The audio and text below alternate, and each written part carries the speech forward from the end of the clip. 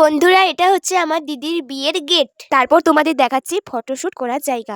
এই জায়গাটা কেমন লেগেছে কমেন্টে জানিও। হ্যালো বন্ধুরা, welcome back to my channel. তো আমি সায়ন্তিকা, তোমাদের জন্য সায়ন্তিকা ব্লগ চ্যানেলে নতুন ব্লগ ভিডিও নিয়ে চলে এসেছি।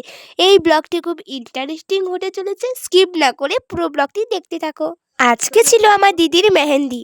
আমরা মেহেন্দির জন্য তৈরি হয়ে গেছিলাম। আমাকে কেমন লাগছে তোমরা প্লিজ কমেন্টে জানিও। সবাই মিলে দিদির হাতে মেহেন্দি করছে। দিদির হাতে মেহেন্দি হোক, তার ফাঁকে তোমাদের পুরো প্যান্ডেলটা ঘুরিয়ে দেখে এইটা হচ্ছে বরবসাত। কত সুন্দর সাজিয়েছে দেখো বন্ধুরা। আমি তার ফাঁকে কিছু শর্ট ভিডিও করে নিলাম। এর মধ্যে সেগুলো হয়তো তোমরা দেখেও নিয়েছো। ব্লগটি ছাড়তে অনেক দেরি হয়ে গেল বন্ধুরা, পরীক্ষা চলছিল তাই। দিদির মেহেন্দি প্রায় শেষের পথে, তাই আমি মেহেন্দিকে জমজমাট করার জন্য নিজেই গান চালিয়ে নিজেই নাচছিলাম। আমি কি গানে নাচি তোমরা যদি কেউ জেনে থাকো আমাকে জানিও, আমি কিন্তু অপেক্ষা করব। দিদির হাতে মেহেন্দি করা প্রায় কমপ্লিট। দিদির হাতের মেহেন্দিটা কেমন লেগেছে বন্ধুরা? দিদির মেহেন্দি তো হয়ে গেল, এবার মেহেন্দি করব আমি। কিন্তু তার আগে দেখিয়ে দেই দিদির বিয়ের গেট। দেখো বন্ধুরা, দিদি তোমাদের হাই বলে দিল। আর কত সুন্দর সেজে এসেছে দিদি, দেখো।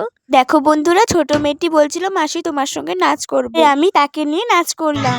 ঠাম্মি, জেঠিমা, কাকিমা সবাই বসে আছে, আমি নাচ করছি দেখতে। দিদিকে ধরে একটু ভিডিও করলাম। বলো তো এটা কোন সিনেমার গান? আমি তাকে নাচ শেখাচ্ছিলাম, তখনই গান বেজে উঠলো, তাই তার হাত ধরে নাচ শুরু করে দিই। মেয়েটা মেহেন্দির দিনেও শাড়ি পরেছে। কেমন লাগছে বন্ধুরা?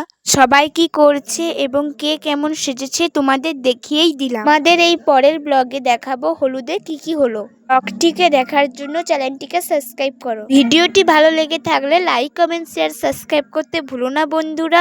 নতুন নতুন ভিডিও পেতে চ্যানেলটিকে সাবস্ক্রাইব করো। এই ব্লগটি আমি এখানেই শেষ করলাম।